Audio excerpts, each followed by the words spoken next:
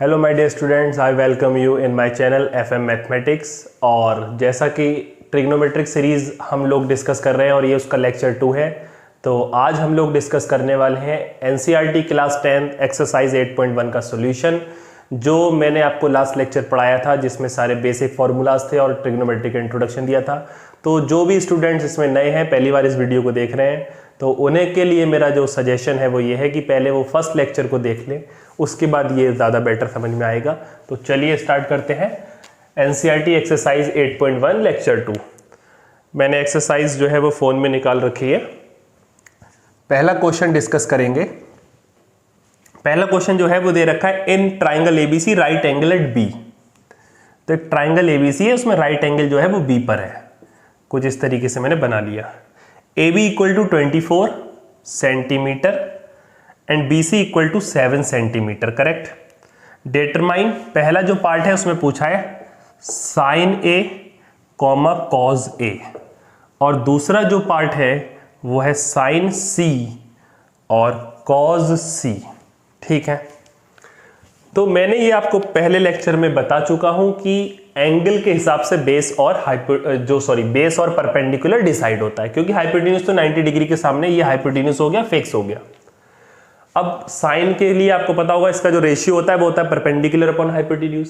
तो हाइपोटेन्यूज चाहिए होगा तो सबसे पहले पाइथागोरस थ्योरम लगा के हम हाइपोटेन्यूज निकाल लेते हैं। AC इक्वल टू हो जाएगा under root AB square plus BC square, Pythagoras theorem से, बाय पाइथागोरस थ्योरम। सभी ने पढ़ी है छोटे क्लासेस में कि हाइपोटेन्यूज का स्क्वायर इक्वल टू बेस का स्क्वायर प्लस परपेंडिकुलर का स्क्वायर। इसके लिए एक अलग से लेक्चर बना दूंगा, इसका भी प्रूफ करा दूंगा कि पाइथागोरस थ्योरम क्या है। एनीवेज, AB की जो वैल्यू है वो 24 का स्क्वायर है और BC की जो वैल्यू है वो 7 का स्क्वायर है। 24 का स्क्वायर 576 हो जाएगा, 7 का स्क्वायर 49 हो जाएगा, अंडर रूट 625, और 625 जो है वो 25 का स्क्वायर होता है। तो अंडर रूट 625 की वैल्यू जो आ गई वो हमारे पास 25 आ गई, तो ये 25 सेंटीमीटर हो गई साइड। अब बात जो हो रही थी वो साइन A की हो रही थी। साइन A आराम से आ जाएगा परपेंडिकुलर अपॉन हाइपोटेन्यूज। A के लिए जो परपेंडिकुलर होगा वो BC होगा। अगर A एंगल की बात कर रहे हैं तो AB बेस होगा, तो BC हो गया परपेंडिकुलर और हाइपोटेन्यूज हो गया AC। तो BC की वैल्यू जो है बच्चों वो 7 है और AC की जो वैल्यू है वो 25 है। तो साइन A का जो ट्रिग्नोमेट्रिक रेशियो बना वो बना 7/25। इसी तरीके से हम लोग कॉज A निकाल लेंगे, जो कि होगा बेस अपॉन हाइपोटेन्यूज। अब A की बात चल रही है तो A के लिए बेस कौन है? AB, और हाइपोटेन्यूज AC। AB की वैल्यू 24 और इस AC की वैल्यू 25। तो इसका आंसर ये हो गया और इसका आंसर ये हो गया। तो बहुत आसान क्वेश्चन है। सेकंड वाला आपके लिए होमवर्क है। C एंगल को लेंगे तो जो C के लिए बेस हो जाएगा वो BC हो जाएगा और परपेंडिकुलर AB हो जाएगा। तो अकॉर्डिंगली ये क्वेश्चन आप लोग सॉल्व कर लेंगे। तो चलिए अब बढ़ते हैं क्वेश्चन 2 की तरफ। एंड क्वेश्चन नंबर 2 इज, एक फिगर बनी हुई दे रखी है। इन फिगर 8.13 फाइंड, क्या पूछा जा रहा है हमसे? tan P minus cot R। तो tan P का ट्रिग्नोमेट्रिक रेशियो निकालेंगे और कॉट का R एंगल पे ट्रिग्नोमेट्रिक रेशियो निकालेंगे। और ये जो हमें फिगर दे रखी है बनी हुई, कुछ इस टाइप का एक राइट एंगल ट्राइंगल है। ये P है, ये Q है और ये R है। ये 12 सेंटीमीटर दे रखा है आपको PQ, और PR जो है स्टूडेंट्स वो आपको 13 सेंटीमीटर दे रखा है। तो पाइथागोरस थ्योरम से QR निकाल लेंगे। डायरेक्टली लिख दे रहा हूं, जो QR हो जाएगा, हाइपोटेन्यूज से दूसरी साइड है तो QR हो जाएगा हाइपोटेन्यूज का स्क्वायर। स्क्वायर हटा देता हूं, इधर रूट आ जाएगा। ठीक, 13 का स्क्वायर माइनस 12 का स्क्वायर, 13 का स्क्वायर 169, 12 का स्क्वायर 144, बचेगा 25, 25 मीन्स 5। तो ये आपका 5 आ गया। क्या पूछा है आपसे? tan P minus cot R। ठीक है। अगर हम P की बात कर रहे हैं एंगल की, तो PQ बेस है और परपेंडिकुलर जो है वो QR है। और tan का जो फॉर्मूला होता है वो होता है क्या? Perpendicular upon base. तो P के लिए जो परपेंडिकुलर है वो है QR और जो बेस है वो है PQ माइनस कॉट R। इसका जस्ट उल्टा होगा कॉट R। ये होता है आपका फॉर्मूला बेस अपॉन परपेंडिकुलर। तो R के लिए जो बेस है वो क्या है? QR अगर आप वैल्यू नहीं भी रखेंगे तब भी आ जाएगा, और जो बेस है वो हो जाएगा पी क्यू। आप चाहें तो वैल्यू रख दें, नहीं रखें तब भी कोई फर्क नहीं पड़ता। चलिए मैं लग दे रहा हूँ आंसर, तो आंसर फिलहाल इसका 0 आने वाला है। तो क्यू आर की वैल्यू जो है वो कितनी है 5 और पी क्यू की वैल्यू 12, 5/12 माइनस 5/12 इक्वल टू 0। इसलिए 10 को कॉट का को फंक्शन कहा जाता है, जो मैं आने वाले नेक्स्ट लेक्चर में समझाऊंगा कि किसी ट्राइंगल के अंदर जो एक एंगल है उस पर 10 निकालिए और दूसरे एंगल पे कॉट निकालिए, दोनों इक्वली आते हैं, इसलिए इनको को फंक्शन बोला जाता है। वो मैं डिटेल में पढ़ाऊंगा आगे आने वाले लेक्चर में। फिलहाल यहाँ पे मुझे ऐसा क्वेश्चन दिख रहा था इसलिए मैंने आपको ये बताया। ठीक है स्टूडेंट्स, इसी तरीके से जैसे साइन है, अगर आप इस एंगल पे साइन निकालो और इस एंगल पे कॉज निकालो, 90 डिग्री वाले एंगल को छोड़ के, अब यहाँ पे एक्स्ट्रा बात बता दूं मैं आपको, 90 डिग्री वाले एंगल को छोड़ के दो एंगल बचे, एक बचा आर और एक बचा पी। अब चलिए मैं ऐसा करते हैं, जो आपका मन करे, साइन पे पी निकालिए। क्या होता है फॉर्मूला? Perpendicular upon hypotenuse. तो पी के लिए परपेंडिकुलर हो गया 5 और हाइपोटेन्यूज हो गया 13। कॉस निकालिए आर पे आप, ये होता है आपका बेस अपॉन हाइपोटेन्यूज। आर के लिए बेस कितना हो गया 5 और हाइपोटेन्यूज कितना हो गया 13। देखिए दोनों सेम आ रहे हैं। इसी वजह से इसका नाम था साइन और उसका नाम था कोसाइन। अब आपको थोड़ा बहुत लॉजिक समझ में आता होगा, तो ये बहुत इजी चीजें हैं। तो साइन का को फंक्शन क्या है? कोसाइन। इसी वजह से उसका नाम साइन से कॉस आया है, कोसाइन। इसी तरीके से टेन और कॉट एक एंगल में, एक ट्राइंगल में दोनों अलग अलग एंगल पे इक्वल आएंगे। इसी तरीके से एक पे कॉसेक निकालो और एक पे सेक निकालो, सीकेंट कोसिकेंट, तो वो दोनों इक्वल आते हैं। इसी वजह से तीन नाम बनाए थे मैथमेटिशियन ने।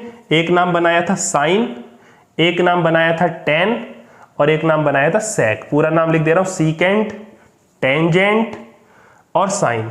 साइन का कोफंक्शन आ गया कोसाइन, टेन का कोफंक्शन आ गया कॉट या फिर कोटेंजेंट, सीकेंट का फंक्शन आ गया कोसिकेंट या फिर कॉसेक। तीन नाम से बाकी के तीन नाम हमको मिले थे। आने वाले लेक्चर में मैं डिटेल में समझाऊंगा। अगर आपसे कोई पूछे कि सबसे सिंपल ट्रिग्नोमेट्रिक रेशियो कौन से हैं, तो हम लोग सब ये जानते हैं कि सबसे सिंपल ट्रिग्नोमेट्रिक रेशियो जो है वो साइन कॉस टेन है। आपको भी आपके स्कूल में ये पढ़ाया जाएगा। लेकिन जो तीन ट्रिग्नोमेट्रिक रेशियो हैं जो आप एक्चुअल में पढ़ने चाहिए या जो अलग हैं, बाकी तीन उनसे बने हैं, वो साइन, टेन और सेक है, ना कि साइन कॉस टेन। ये बात आप याद रखिएगा, बिल्कुल नई बात बता रहा हूं आपको। जो सिंपल ट्रिग्नोमेट्रिक रेशियो है तीन, वो कौन से हैं? अलग, बिल्कुल, साइन, टेन और सेक। बाकी की तीन इनसे बने हुए हैं। फिलहाल अब हम आगे वाला क्वेश्चन डिस्कस करते हैं, question number 3। Question number 3 students बहुत ही आसान क्वेश्चन है। क्वेश्चन नंबर 3 एक्सरसाइज हमारी चल रही है 8.1। इफ साइन ए इक्वल 3/4, मैंने कहा ही था अगर आपको एक ट्रिग्नोमेट्रिक रेशियो गिवन दे दिया तो आप जो ट्रिग्नोमेट्रिक रेशियो चाहें वो निकाल सकते हैं। कैलकुलेट, यानी कि मैं एरो बना दे रहा हूं, कॉस ए एंड टेन ए। ये आपसे पूछा गया है कॉस ए एंड टेन ए। आप एक ट्राइंगल बना लीजिए। ए एंगल की बात कर रहा है तो मैं इस वाले एंगल को ए ले रहा हूं, यानी कि ये मेरा बेस रहेगा। बाकी जो आपका मन करे वो कर दीजिए, ABC। इस वाले एंगल की बात चल रही ए की, तो ये आपका हो गया बच्चों बेस, ये आपका हो गया परपेंडिकुलर, ये आपकी हो गई हाइपोटेन्यूज। ठीक, अब साइन का फॉर्मूला क्या होता है? साइन ए का फॉर्मूला होता है परपेंडिकुलर अपॉन हाइपोटेन्यूज, जो कि गिवन है 3/4। तो एक यहां पे एक कंफ्यूजन और है। अब आप थोड़ा थोड़ा जैसे जैसे पढ़ते जाओगे ना, वैसे वैसे मजा आता जाएगा आपको, मैं सिखाता जाऊंगा चीजें। देखिए अब बच्चे क्या करते हैं, परपेंडिकुलर को ले लिया 3, हाँ ले सकते हैं, बट यहां पे कंफ्यूजन है, और बेस को ले लेते 4। लेकिन जब ये क्वेश्चन एक्चुअल में आएगा कि एक पेड़ था या किसी रियल ट्राइंगल में जाएंगे, जब हम हाइट एंड डिस्टेंस पढ़ेंगे, तब आप ये वैल्यू डायरेक्ट नहीं ले सकते। अब मैं बता रहा हूं, क्या पता ये साइड आपकी 9 रही हो और ये साइड 12 रही हो, तब भी तो इनका रेशियो 3/4 आएगा। 3 3 9, 3 4 12, क्योंकि रेशियो हमेशा लोएस्ट टर्म में होता है। तो आप ये नहीं कह सकते बच्चों कि ये साइड 3 ही थी, परपेंडिकुलर 3 था और हाइपोटेन्यूज जो था वो 4 था, क्योंकि साइन का फॉर्मूला परपेंडिकुलर अपॉन हाइपोटेन्यूज, क्योंकि ये रेशियो है। अब आपने छोटे क्लासेस में पढ़ा होगा, जहां भी रेशियो आता है, मान लीजिए दो लोग हैं, उनकी इनकम 2:3 में है, तो ऐसा थोड़ी कि पहला वाला 2 रुपए कमाता होगा और दूसरा वाला इंसान 3 रुपए कमाता होगा। इसकी इनकम है 2x और इसकी इनकम है 3x, यानी कि 2x और 3x। अब अगर x की वैल्यू 1000 आई तो ये 2000 रुपए रहा होगा और ये 3000 रुपए रहा होगा। एक्चुअली वो सेम फैक्टर था इसलिए कैंसिल हो गया था। तो अब यहां से मैं आपको एक बात बिल्कुल क्लियर कर देता हूं कि जब भी रेशियो आए तो उसके साथ कोई ना कोई कांस्टेंट जरूर लगा कोई ना कोई वेरिएबल आप जरूर लगा लीजिएगा। ठीक है, तो हम क्या करेंगे, ये जो इसका परपेंडिकुलर है इसको हम मान लेंगे 3k, मैं k का यूज करता हूं, आप कुछ और भी लगा सकते हैं, और इसको मान लेंगे 4k। हालांकि यहां पर तो आंसर आ जाएगा लेकिन आप आदत डाल लीजिए, क्योंकि एग्जामिनर जब बोर्ड में कॉपी चेक होगी तो वहां पे मार्क्स आपके कट सकते हैं। तो बेस निकालना है हमें, 4 का स्क्वायर 16 बनेगा। चलिए ऐसे लिख लेते हैं A B is equal to under root हो जाएगा AC square minus BC square. अब ऐसे ही तो सीखेंगे अपना चीजें, अब ये नई बात आपको पता चली, वरना आपको पता ही नहीं चल पाती, ऐसे लिखते रहते। अब k क्यों लग रहा है ये मैंने आपको बता दिया। तो 4k का स्क्वायर हो जाएगा 16k स्क्वायर, वो हो जाएगा माइनस का 9k स्क्वायर। तो 16 में से जब आपके 9 जाएंगे कितने बचेंगे, 7k स्क्वायर। क्या आंसर आ जाएगा, अंडर रूट 7 और k स्क्वायर से k बाहर आ जाएगा। तो जो बेस की वैल्यू हो गई वो हो गई अंडर रूट 7k। ठीक है, क्या पूछा गया था आपसे, आपसे पूछा गया था cos A और tan A। अब यहां पे लिख लेते हैं, cos A बराबर होता है बेस अपॉन हाइपोटेन्यूज। A के लिए जो बेस है वो यही हो जाएगा AB, और हाइपोटेन्यूज हो जाएगी AC। AB की value under root 7k, AC की वैल्यू 4k। तो यहाँ k से k कैंसिल हो जाए क्योंकि हमें लोएस्ट टर्म में आंसर निकालना है, लेकिन अगर ये एग्जैक्ट वैल्यू कोई रही होती तब ये एग्जैक्ट आंसर आता। तो आंसर हो गया हमारे यहाँ पर अंडर रूट 7/4। इसी तरीके से हम tan A निकालेंगे। tan A होता है परपेंडिकुलर अपॉन बेस। चलिए मैं यहां लिख देता हूं ऊपर, माइट भी आपको दिखाई ना देता हूं। tan A perpendicular upon base, तो A के लिए परपेंडिकुलर है BC और बेस है AB। तो BC की वैल्यू हो गई आपकी 3k, AB की वैल्यू हो गई अंडर रूट 7k, k से k कैंसिल हो गया, 3/√7। ऐसे छोड़ते नहीं है, चाहे तो रेशनलाइज कर दें, आई डोंट नो बुक में क्या आंसर दे रखा है, 3√7/7। फिलहाल ये आंसर आ गया, cos A भी हो गया और tan A भी हो गया। तो कभी भी कोई ट्रिग्नोमेट्रिक रेशियो अगर आ जाता है इस बात का याद रखिएगा, वरना वो बात गलत हो जाएगी, फिर उसके साथ आप k जरूर लगा लें। डायरेक्टली लिखेंगे आंसर तो आ जाएगा, लेकिन वो तरीका ठीक नहीं होगा। मैंने आपको मतलब बता दिया, क्या पता ये साइड 9/12 रही हो, क्या पता ये साइड 30/40 रही हो, इसलिए वो आपको k लगाना पड़ेगा साथ में। चलिए अब देखते हैं बच्चों क्वेश्चन नंबर 4। तो क्वेश्चन नंबर 4 मैं होमवर्क में दे रहा हूं आपको, मैं कराने वाला नहीं हूं, हिंट दूंगा थोड़ा सा। यहां पर क्वेश्चन नंबर 4 है, गिवन दे रखा है यहां पर 15 cot A। अब ये ट्रिग्नोमेट्रिक रेशियो के मल्टीप्लाई में आ रहा है नंबर, इक्वल टू 8, और पूछ रहा है आपसे find sin A and sec A। sin and sec A, जब मैं आगे ट्रिग्नोमेट्री पढ़ा दूंगा फिर आप डायरेक्ट भी निकाल सकते हैं, लेकिन अभी आपको ट्राइंगल बनाना पड़ेगा। देखिए ट्रिग्नोमेट्रिक जो होता है वो एक रेशियो होता है, तो रेशियो कैसे क्रिएट करेंगे, बहुत सीधी सी बात है। जब नाम ही है ट्रिग्नोमेट्रिक रेशियो तो cot A इक्वल टू क्या आएगा, 8/15, सीधी सी बात है। और cot का फॉर्मूला क्या होता है, बेस अपॉन परपेंडिकुलर। तो जो आपका बेस था A के रिस्पेक्ट में वो 8k हो जाएगा, और जो परपेंडिकुलर मैंने बोला था k लगा लेंगे आप, और जो परपेंडिकुलर हो जाएगा वो 15k हो जाएगा। अगर एक ट्राइंगल बनाया और इसको A बना दें, इसको BC कर दें, तो बेस क्या हो गया A के लिए, ये 8k, और परपेंडिकुलर क्या हो गया 15k। बात समझ में आ रही है। अब हाइपोटेन्यूज निकालें, तो 15 का स्क्वायर होता है 225 और 8 का स्क्वायर होता है 64। कितना हो जाएगा, 5 4 9 6 2 8, 289। 289 होता है 17 का स्क्वायर, तो ये बच जाएगा 17k। ठीक है, बात समझ में आ गई। क्या पूछा था आपसे, sin A और sec A, तो sin निकालिए sec निकालिए, क्या फर्क पड़ता है, अब आप निकाल ही लेंगे सारे। तो ये एक्चुअली मैं होमवर्क में देने वाला था, फिलहाल अब ये क्वेश्चन हो ही गया है।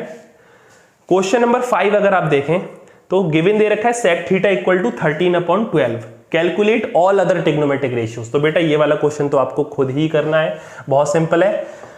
ट्राइंगल से तीसरी साइड की वैल्यू निकाल लेंगे और उसके बाद सारे ट्रिग्नोमेट्रिक रेशियो फिर आ ही जाएंगे बहुत आराम से। नेक्स्ट क्वेश्चन में बात करेंगे, थोड़ा सा अच्छा है और इसका एक एडवांस क्वेश्चन भी आता है, वो मैं आपको यहां पर अभी समझाऊंगा। तो नेक्स्ट क्वेश्चन पे आ जाइए सबसे पहले।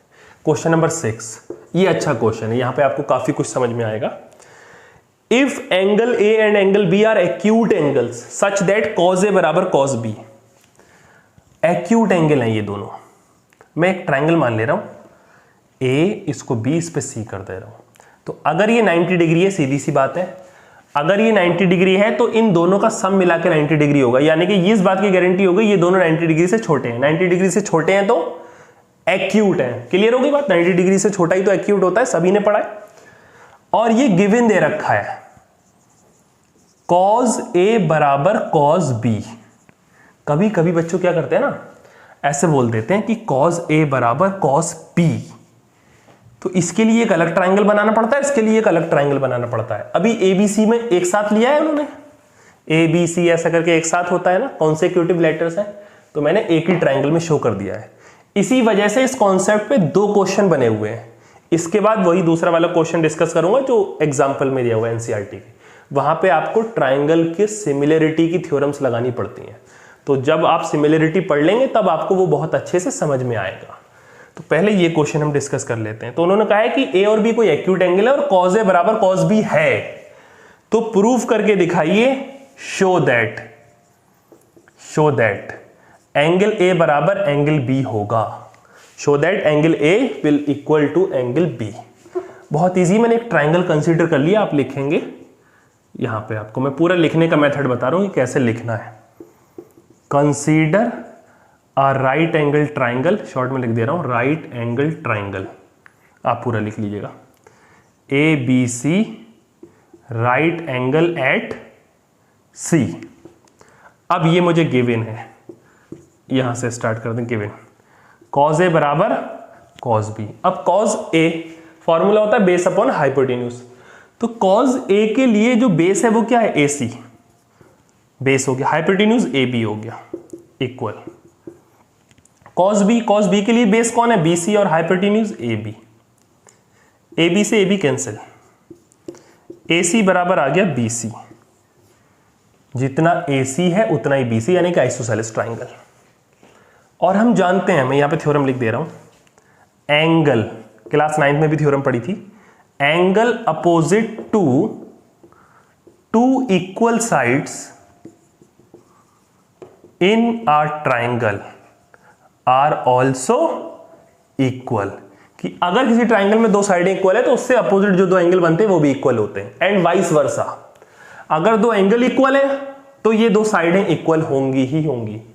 देयरफॉर अब ये 2 साइडें इक्वल आई हैं तो इनके अपोजिट एंगल ए बराबर एंगल बी होगा, हैंस प्रूव्ड। ये क्वेश्चन अच्छा क्वेश्चन था थोड़ा, इसको आप नोट डाउन कर सकते हैं। चलते हैं अब नेक्स्ट क्वेश्चन की तरफ। क्वेश्चन नंबर 7 आ गया है बच्चों। क्वेश्चन नंबर 7 देख लीजिए जल्दी से। क्वेश्चन नंबर 7 में जो है गिवन है इफ कॉट थीटा की वैल्यू 7/8 है। उम्मीद कर रहा हूं ये बहुत आसान लगते होंगे आपको क्वेश्चन, और हमसे इवेल्युएट करवाया है। इवेल्युएट, अगर आप थोड़ा सा ट्रिग्नोमेट्री की आगे जो थ्योरम्स हैं या जो आइडेंटिटीज हैं वो पढ़ लेंगे तो ये क्वेश्चन डायरेक्टली इसका यूज करके हो जाएगा, बट अभी मुझे जो है वो प्रूव करना पड़ेगा ट्राइंगल मेथड से। जब मैं आपको सारी थ्योरम पढ़ा दूंगा तो इसको मैं वापस इस क्वेश्चन को जरूर कराऊंगा, याद रखिएगा ये बात। कॉट स्क्वायर थीटा, इसको सॉल्व करूंगा तो वैसे ये इसके इक्वली बन जाएगा। ये 2 वैल्यू है, अगर मैं इसको सॉल्व करूं ट्रिग्नोमेट्रिक आइडेंटिटीज लगा के तो ये कॉट स्क्वायर थीटा ही बनेगा। मतलब जो इसका आंसर आएगा वही इसका आंसर आएगा। लेकिन अभी आपने थ्योरम्स पढ़ी नहीं है क्योंकि ये लेक्चर नंबर 2 है, अभी बहुत सारी थ्योरम्स बची हैं पढ़ने को, आइडेंटिटीज, उनका मैं प्रूफ भी कराऊंगा, तो इसलिए मुझे इसको ट्राइंगल मेथड से ही करना पड़ेगा।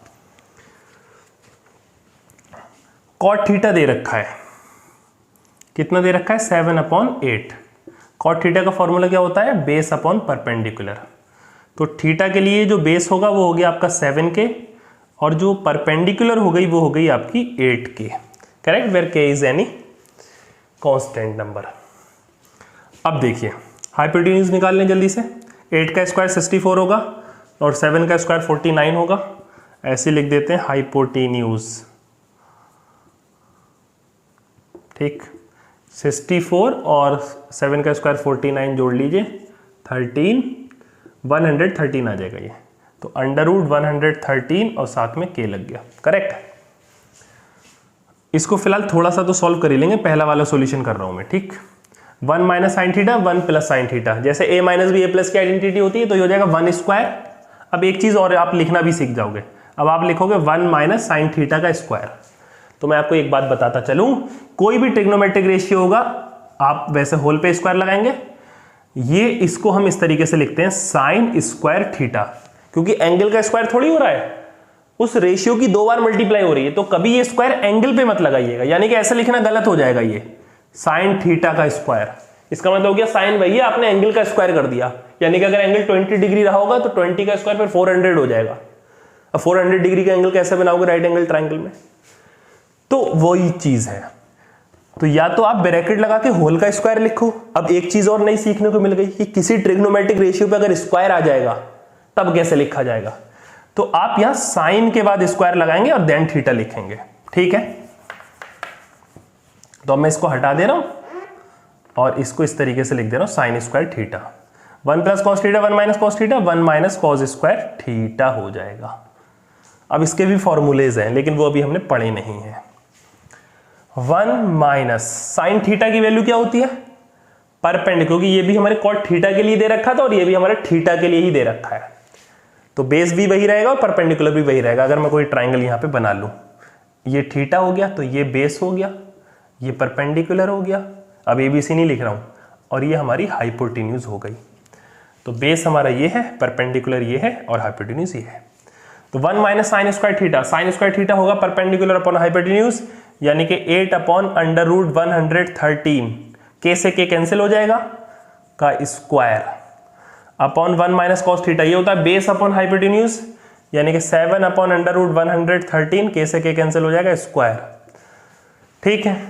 1 माइनस 8 का स्क्वायर 64 हो जाएगा, और ये अंडर रूट 1 माइनस 13, इसका हो जाएगा अंडर रूट हट जाएगा 113 हो जाएगा। मैं एलसीएम ले ले रहा हूँ तो ये बन जाएगा 113 और अपॉन 113, इसके साथ भी 113 माइनस 49 अपॉन 113, 113 से 113 कैंसिल हो गया, 113 से 64 को माइनस कर लीजिए तो कितना आंसर आएगा, 13 से 4 जाएगा 9 बचेगा, 10 से 6 जाएगा 4 बचेगा 49, और 113 से 49 जाएगा तो ऑब्वियस सी बात है 64 आएगा, इसी से डिवाइड हो नहीं रहे तो ये वैल्यू आ गई आपकी 49 अपॉन 64। ये पहला वाला हो गया पार्ट। दूसरा क्या था, cot square theta. Cot square theta को हम लोग क्या करते हैं,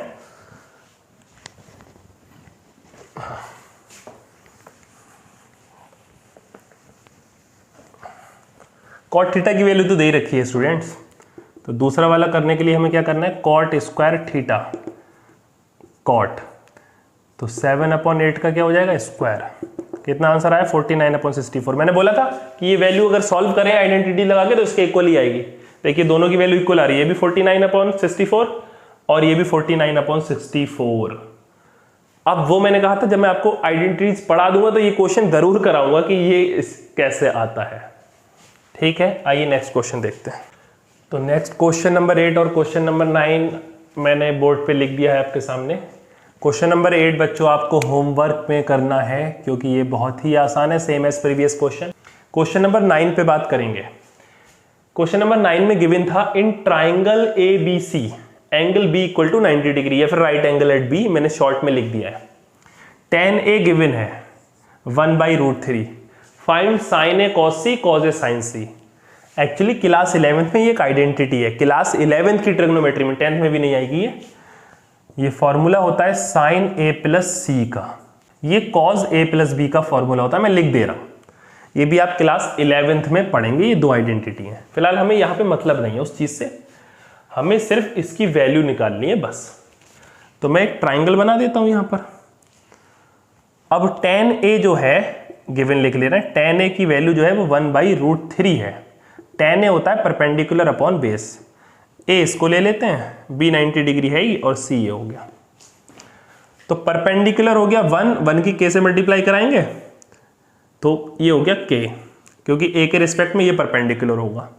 बेस हो गया √3 और ये हो गया के। तो हाइपोटेन्यूज निकालेंगे, √3 का स्क्वायर 3 हो जाएगा, 1 का स्क्वायर 1 4 और 4 का आंसर कितना आएगा, √2 आएगा। तो ये 2 के आ जाएगा इसका जो हाइपोटेन्यूज है। बस अब हमारा काम हो जाएगा। पहला वाला क्वेश्चन, साइन ए क्या होता है, परपेंडिकुलर अपॉन हाइपोटेन्यूज। ए के लिए परपेंडिकुलर कौन है, BC, और हाइपोटेन्यूज कौन है, AC। ऐसे लिख देता हूं भी, cos C यहां पे आ गया, cos होता है बेस अपॉन हाइपोटेन्यूज, C के लिए बेस कौन है, BC, और हाइपोटेन्यूज तो AC है ही, प्लस cos A, ये रहा बेस अपॉन हाइपोटेन्यूज, बेस कौन है, AB, हाइपोटेन्यूज कौन है, AC, into sine C formula होता है परपेंडिकुलर अपॉन हाइपोटेन्यूज, C के लिए परपेंडिकुलर है AB और हाइपोटेन्यूज तो AC है ही। तो इसको पहले ऐसे लिख देता हूं, BC का स्क्वायर अपॉन AC का स्क्वायर, AB का स्क्वायर। इसमें भी आपको सॉल्व करने की जरूरत नहीं पड़ेगी, ऐसे ही क्वेश्चन हो जाएगा बिना वैल्यू रखे। देखिए अब रखवा रहे हैं वैल्यू तो रखवा लीजिए, AB का स्क्वायर अपॉन AC का स्क्वायर, AC स्क्वायर कॉमन आ गया बच्चों, तो ये बना BC square plus AB square. अगर पाइथागोरस थ्योरम लगाएं तो AB square plus BC square equal to AC square हो जाएगा। तो यहां पे आंसर हो गया AC square upon AC square, AC square से AC स्क्वायर कैंसिल, आंसर आया 1। कोई वैल्यू रखाने की जरूरत ही नहीं पड़ी, आप चाहे तो यहाँ वैल्यू रखवा सकते हैं, फिलहाल आंसर बन ही आएगा। ये एक नया तरीका हो गया सॉल्व करने का। इसी तरीके से आप ये दूसरा वाला निकालेंगे, ये मैं आपको होमवर्क में दे रहा हूं, आप अभी के अभी कर लीजिए इसको। अब चलते क्वेश्चन नंबर 10 की तरफ। तो बच्चों क्वेश्चन नंबर 10 मैंने बोर्ड पे लिख दिया है और सेकंड लास्ट क्वेश्चन है इस एक्सरसाइज का। उसके बाद जो लास्ट क्वेश्चन है वो ट्रू फॉल्स है, लेकिन उसमें समझने वाली हैं सारी चीजें, तो उसको भी डिटेल में समझाऊंगा। आइए इस क्वेश्चन को देख लेते हैं। इस क्वेश्चन को आप इंपॉर्टेंट मार्क कर लीजिए, ये बहुत ही अच्छा क्वेश्चन है, थोड़ा सा इसमें आपको वर्कआउट करना पड़ेगा। देखिए एक ट्राइंगल है PQR, राइट एंगल जो है वो Q पर है, दो साइडों का सम दिया है direct, PR plus QR equal to 25 centimetre. यहां पे दोनों का डिफरेंस भी दे सकता था, अकॉर्डिंगली हम सॉल्व कर लेंगे। And PQ equal to 5 centimetre और PQ बराबर जो है वो 5 सेंटीमीटर है। तो आपको sin P, cos P और tan P की वैल्यू बतानी है। अब sin P में आता है perpendicular upon hypotenuse, cos P में आता है बेस अपॉन हाइपोटेन्यूज और इसमें आता है परपेंडिकुलर अपॉन बेस।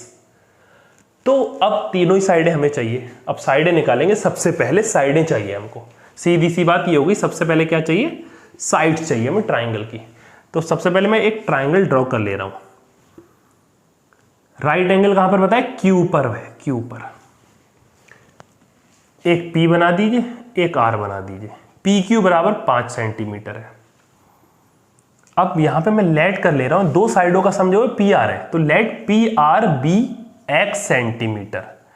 जब PR x सेंटीमीटर है तो QR कितना हो जाएगा, दोनों को मिला के PR और QR बराबर 25 आ रहा था, तो सीधी सी बात है QR बराबर कितना हो जाएगा 25, और ये उधर माइनस में चला जाएगा, यानी कि 25 माइनस x। अब पाइथागोरस थ्योरम लगा देंगे और वहां पर सॉल्व कर लेंगे x के लिए। तो RQ की जो वैल्यू थी या QR की वैल्यू थी वो हो गई 25 माइनस x, और जो हमारा PR था वो हमने x लेट किया था। अप्लाई पाइथागोरस थ्योरम, तो पाइथागोरस थ्योरम हो जाएगी PR का स्क्वायर इक्वल टू PQ का स्क्वायर प्लस QR का स्क्वायर। ठीक है, PR यानी कि x स्क्वायर, PQ यानी कि 5 स्क्वायर, QR मतलब 25 माइनस x का होल स्क्वायर। x स्क्वायर बराबर 25 का स्क्वायर 625, a माइनस बी का होल स्क्वायर लगा के ओपन कर दीजिए, प्लस x स्क्वायर माइनस का 2ab, तो ये हो जाएगा 50x। x स्क्वायर से x स्क्वायर कैंसिल हो जाएगा, 50x इधर आ जाएगा, 625 650 हो गया, 0 से 0 कैंसिल हो गया, और x की वैल्यू कितनी आ गई 13 सेंटीमीटर। तो इस साइड को हमने x माना था, तो ये 13 सेंटीमीटर हो गया, और 25 से 13 माइनस हुआ तो ये 12 सेंटीमीटर हो गया। यहां पे इन साइडों का डिफरेंस भी देता है, क्वेश्चन ऐसा एग्जांपल में दे रखा है, या फिर ऐसे क्वेश्चन आपके एग्जाम में आ सकते हैं जहां पे माइनस दे रखा हो। तो यहाँ पे इसका इस साइड को हम x मानते हैं तो ये वाली साइड हो जाती है 25 प्लस x, फिर अकॉर्डिंगली हम सॉल्व कर लेते हैं। अब बाकी काम इसमें बहुत आसान है, आपसे पूछा है साइन P, निकाल लीजिए sine P perpendicular upon hypotenuse. P के लिए परपेंडिकुलर है 12 और हाइपोटेन्यूज तो 13 आ ही चुका है। बात करते हैं cos P की, तो cos P क्या आया है हमारा, base upon hypotenuse. Base P के लिए जो बेस है वो है 5 अपॉन 13। tan P के दो तरीके मैंने आपको बताया था, tan थीटा का लास्ट लेक्चर में फॉर्मूला बताया था, sin theta upon cos theta. इन दोनों को डिवाइड कर लीजिए, 12 अपॉन 13 और 5 अपॉन 13, 12 अपॉन 13 और 5 अपॉन 13, 13 से 13 कैंसिल हो जाएगा, आंसर आ जाएगा 12 अपॉन 5। या परपेंडिकुलर अपॉन बेस डायरेक्टली ले रहे हैं तब भी वही आता 12/5। डायरेक्टली ले लीजिए तो और ज़्यादा ईजी है क्योंकि हमारे पास यहाँ पे तीनों साइड हैं। अब सपोज कर लीजिए ट्राइंगल नहीं दिया होता, साइन थीटा की वैल्यू होती और कॉस थीटा की वैल्यू होती और टेन थीटा आपसे पूछा गया होता, तब आप डिवाइड करके निकाल सकते थे, वरना आप यहाँ पे डायरेक्टली लिख ही सकते हैं perpendicular upon base, perpendicular is 12 and base is 5। तो ये 10 का आंसर हो गया जो 1 से बड़ा आ रहा है लगभग, क्योंकि 1 से बड़ा आने का मतलब ये है कि जो हमारा ट्रू फॉल्स है ना उसमें पहला क्वेश्चन यही पूछा है। तो चलिए ट्रू फॉल्स जल्दी से डिस्कस कर लेते हैं, हमारी एक्सरसाइज ये हो जाएगी फिनिश। क्वेश्चन नंबर 11 जो है उसमें हमारे ट्रू फॉल्स हैं। जो पहला क्वेश्चन है उसके बाद जस्टिफाई और आंसर। तो इस बात को समझना बहुत जरूरी है कि बिकॉज जब तक समझ में नहीं आएगा तब तक आप ट्रू फॉल्स कैसे बताएंगे। तो जो पहला क्वेश्चन है the value of tan a is always less than 1, वो ये बोल रहा है क्या tan a कोई भी एंगल हो सकता है, तो कह रहे हैं tan a की वैल्यू क्या 1 से छोटी होती है। अब इस बात को समझने के लिए जस्टिफाई, आंसर तो इसका नो है। अभी जो आंसर आया था थोड़ी देर पहले मैं आपको यही तो समझा रहा था, वो आंसर आया था 12/5 समथिंग, तो 1 से बड़ा था। तो ऑब्वियसली बात है tan a का आंसर 1 से छोटा भी आ सकता है बड़ा भी, लेकिन क्यों? अब कोई भी हम थीटा ले लें या a ले लें, ये हो गया थीटा। tan थीटा होता है परपेंडिकुलर अपॉन बेस। अगर परपेंडिकुलर बड़ा हुआ और बेस छोटा हुआ तो आंसर 1 से बड़ा आएगा। कैसा आएगा? 1 से बड़ा आएगा। और अगर परपेंडिकुलर छोटा हुआ और बेस बड़ा हुआ तो आंसर 1 से छोटा आएगा, सीधी सी बात है। तो क्लियर हो गया ये कि tan a का आंसर 1 से छोटा भी हो सकता है और 1 से बड़ा भी हो सकता है। वो डिपेंड करेगा value of perpendicular and base, दोनों में से कोई भी छोटी बड़ी हो सकती है। तो इस वजह से ये जो हमारा आंसर है ये हो गया फॉल्स। होपफुली आपको बहुत अच्छे से समझ में आ गई होगी ये बात। सेकंड पे आ जाइए अब आप, जो सेकंड ट्रू फॉल्स है sec a इक्वल टू 12/5। कह रहे हैं क्या ये बात सही है? sec a इक्वल टू 12/5 हो सकता है for some value of angle a, यानी कि कोई भी एक एंगल था जिसकी वैल्यू कुछ भी हो सकती है, कोई भी एक एंगल था a, तो sec a की वैल्यू क्या 12/5 आ सकती है? तो फिर मैं आपसे वही पूछूंगा कि इसका फॉर्मूला क्या है बच्चों। cos का ये रेसिप्रोकल होता है, cos का फॉर्मूला होता है बेस अपॉन हाइपोटेन्यूज, तो इसका हो जाएगा हाइपोटेन्यूज अपॉन बेस। तो यस आ सकती है, बिकॉज याद रहे 5/12 नहीं आ सकती थी। रीजन 5/12 इसलिए नहीं आ सकती थी क्योंकि हाइपोटेन्यूज हमेशा बड़ा होता है और बेस हमेशा छोटा होता है। तो हाइपोटेन्यूज किसी ट्राइंगल की 12 हो सकती है और बेस 5 हो सकता है, फिर इसके स्क्वायर से इसको माइनस कर लेंगे तो आपका जो है वो परपेंडिकुलर आ जाएगा। तो ये हो सकता है because hypotenuse is always greater than base. तो इसका जस्टिफिकेशन ये हो गया। नाउ जो तीसरा ट्रू फॉल्स है वो ये है cos a is the abbreviation used for cosecant. कह रहे हैं जो cos a हम यूज करते हैं वो क्या कॉजिकेंट का एब्रीविएशन है? बच्चों कॉजिकेंट का एब्रीविएशन तो कॉजिक है। cos किसका एब्रीविएशन है? cos है कोसाइन का एब्रीविएशन। तो जो थर्ड आंसर है वो भी आपका क्या है? फॉल्स है। फोर्थ वाले पे बात करेंगे, कह रहे हैं cot a is the product of cot and a। मतलब ये है, कह रहे हैं cot a जो होता है वो प्रोडक्ट होता है cot इंटू a। तो कह रहे हैं cot एक क्वांटिटी हो गई और a एक क्वांटिटी होगी, इन दोनों का प्रोडक्ट करते तो cot a आता है। मैंने आपको बताया था सिर्फ cot लिखना क्या होगा?